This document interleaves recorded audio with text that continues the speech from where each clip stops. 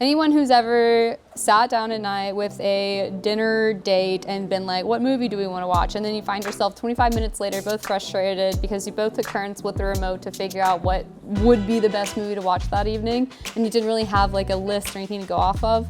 Yeah, this is for you out there, okay? I want to make sure that you're spending your evenings to the fullest and making sure that you're watching really good quality cinema and not just picking something because it seems like the easiest thing to pick. All right, sounds good. Let's go, cuties. Cuties. Q is a very difficult letter. Anyone who's ever played Scrabble could attest for me that they don't know how to get rid of the letter Q, so that's exactly what happened for this YouTube video today. I had several ideas, all of which I dabbled around with, but I ended up going for the word Q. I want to show you an app that I use, literally called Q. Just download the app and you can start setting your goals for what movies you want to watch in the next year to come. And this is the perfect time to do it. It's still kind of early on in 2026. There are a lot of crappy things happening in the world. I want to recognize those. Movies are always a comfort for me. They're a way that I can like not only just use escapism, but actually like access emotions. They make me laugh.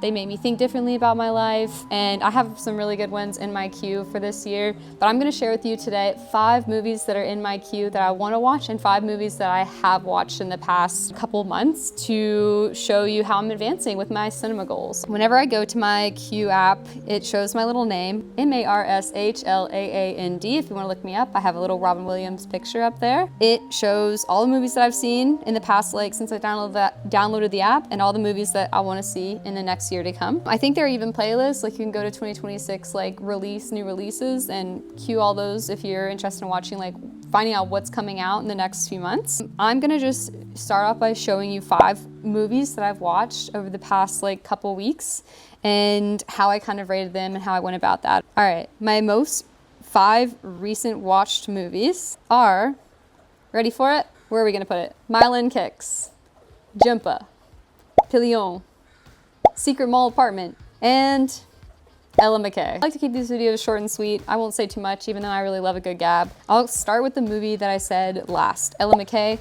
I wanted to see this because I really loved the TV show Sex Education, where Maeve is the main character, one of the main characters in that show. She actually plays like the main character in Ella Mackay. It's about like a woman seeking to be a politician and, you know, trying to get forward and trying to advance and having to like kind of go do things that men traditionally wouldn't have to do to succeed in the world of politics. That kind of appealed to me. It had this vintage feel that I liked from the start, but it ended up just like being a total blowout. The story didn't make sense to me at all at the end, and I rarely do this because I'm actually a really generous critic, but I gave it a solid dislike. It has 76% on Q. You can see the rating. You can even see where it's streaming. That's really, really helpful. And then I can read other people's comments and what they liked or didn't like about it. Yeah, that was one of the worst films I've seen in a minute, next to, I'm so sorry, this is gonna be contradictory, Marty Supreme. Anyway, we're moving on from that because I don't want to be a contradictory person on the internet.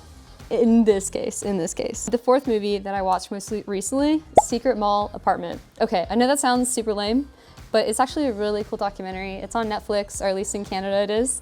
And it's just this really cute movie about a real story, how this like kind of artsy friend group discovered this like secret place in this mall that like kind of came over and basically like colonized their like really beautiful homes and their really important recreation space and kicked everyone out and put shops in that no one could afford. But they found this like really cool little secret spot in there and like set up a little apartment and stayed in there over time. And I think it was several years until they got caught. So I was really entertained by this. I gave it a love. 3rd movie that I've seen, it's Victoria Film Festival right now. So my community has a film festival going on. Some of these movies are, I think all 3 that I'm about to say are actually out right now. You can't go stream them, but they come out over the next few months. And so very special, I got to see them ahead of time. Pillion is my 3rd movie that I've seen most recently. I think I gave it a love, but I'm gonna downgrade that and put it to like. Sometimes I have delayed emotional processing, and now that I've seen the other 2 VIF films, I'm just gonna put it down, just to be a little bit better of a critic and have some more opinions on things. This is kind of like this rom-com tribute to the queer and BDSM-focused community. This was a new community for me to learn about, so it was really interesting and really cool to see representation. However, it just didn't land with me always. There was just some kind of like harsh undertones to some of the like languages that I didn't fully expect to see without like prior communication. But beautifully filmed, and we love to see like publicly supported film and TV. And I think this was like publicly supported by BBC. So I'd give it a go and just develop your own opinions on it. It was a beautiful movie to watch regardless. All right, my fourth movie is Jimpa. I really, really loved this movie. I love Olivia Colman. I think that I haven't seen anything that she's done that I didn't like. I'm sure it's out there, but I haven't seen it. And I was really fascinated by her interactions with her non-binary kid and how she navigated referring to her kid throughout the whole film and how she navigated that conversation with her dad, who was a queer man. And it was really interesting to see like the non-binary queer person really admiring and putting their like queer gay grandfather on a pedestal, even though historically older gay communities haven't had a lot of like the language that we young queer people have kind of formed or like come into and really amplified, like androgyny and non-binary. And so it was interesting to see kind of like the conflict between like the different forms of gayness and queerness throughout generations. I really loved it, and it was beautiful to see. And I want to go to Amsterdam, so if you're in Amsterdam, come get me. All right, the fifth movie, I just saw this last night, Myelin Kicks. I thought this was a wonderful movie. It was the most approachable for me. It was one that I saw that I said, that is very familiar. I could film that, I could like write that story in a similar way, but make it queer and make it more like personal to my own reflections, and just like see so many different parts of Toronto and Montreal that I was familiar with. Felt really cool, and it just made me realize why Canadian cinema is so interesting, because unlike in America, where I'm also from, you see so many more places that you're familiar with since there are fewer cities here in Canada than America, and it's just funny to kind of make those connected stories with a deeper sense of familiarity. So those are my 5 movies in my queue app that I've watched. So let's go to what's up next, to my currently queued have yet to watch. I actually don't watch horror at all, but fun fact, when I was a kid, I really didn't mind horror. I think I was going through like this kind of queer kind of depression where like scary movies just kind of felt like really hot to me and really made me feel like a, I don't know, like a little bad kid, but even though I wasn't a bad kid. So I really liked them, and I really loved Scream because it felt like campy. It felt very like Neve Campbell definitely felt like a lesbian. Like I don't think that she ever had any like male love interest or like anything serious. And I'm really excited to see her again in Scream 7, even though it'll be my first scary movie that I've seen in a long time. So make sure to hold my hand, please. Thank you. What else do we have in here? My girlfriend the other day told me that I needed to cue the movie Atomic Blonde, so that is in here. It does have good ratings, 84%, and I think we're just really wanting some like hot femme badassery women kicking ass, so that's probably why it's in my queue right now. The next one is H is for Hawk. This was out at the film festival, but I didn't get tickets. It was sold out, so I was really sad that I couldn't see that movie because I am an avid birder, and it is really important to the birding community. I know a lot of friends have read the book. I've also read the book, so it's cool to see it like on a but like big, motion picture, and I still really want to watch it, even though I don't fully agree with or like falconry. The idea of like having a falcon as a pet doesn't really sit right with me, but this is like not my kind of culture. I think this like, I don't know where it originated from, if it was Europe or what, but it was interesting to learn about, even though it doesn't necessarily resonate with me. So I'm really looking forward to seeing that movie, and people are very excited about Claire Foy, I think their name is, and my name's Claire too, so I gotta support the Claires. All right, 2 more. Devil Wears Prada 2. I don't even need to say anything. Anne Hathaway, Meryl Streep, Stanley Tucci. Is he gonna be in it? He better be.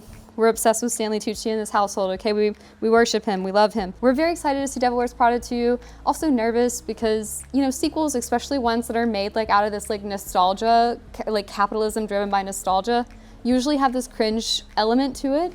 I can't even think of one good example of a movie that I was like, oh yeah, that should have been remade, and that like remake was really good, or that second edition was really, really good. Thank you for producing that 20 years later. So I'm really nervous that it's not going to follow through, but also Meryl Streep and Anne Hathaway, Stanley Tucci, there's gotta be something good there. So fingers crossed there's no cringe element and that it's really, really fantastic. No pressure though to my girls, Meryl and Anne. All right, and finally, let me pick one that is just kind of for fun.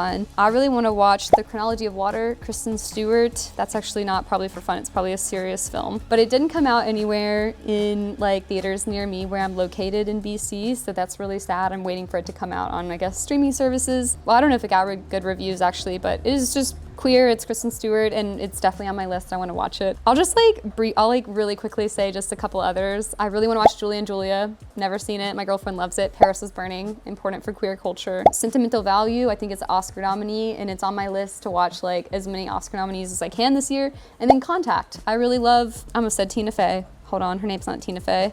Jodie Foster. I really love Jodie Foster. I think Contact's an important movie. It's got 91% on Q. That means it's probably pretty good. And so it's definitely on my list. Yeah.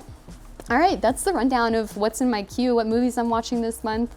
I would love to hear what you're watching or what you've watched, anything that like stuck out to you the most, anything that you think other people would benefit from seeing. Please drop it in the comments below. If you like to talk about movies, it's not something I usually do on this channel, but I would love to do it more if this resonated with an audience that like was like, yeah, movie talk is really, really cool. I've always loved movies ever since I was like a little wee kid. I used to collect DVDs by the masses, and I couldn't wait for Black Friday to come around when I would get like whole sets of DVDs for $2, $3, and $4 each. It was amazing. And there was like very few streaming services back then, so I was just like collecting DVDs like crazy. And what do we have next? QR. Next week we're gonna talk about Run. You know what? I'm not even gonna tell you what I'm gonna do next week. It's gonna be a secret, but the letter is R. If you're new here, I am stoked that you're here, and I hope you stick around for what's to come. Okay, bye-bye.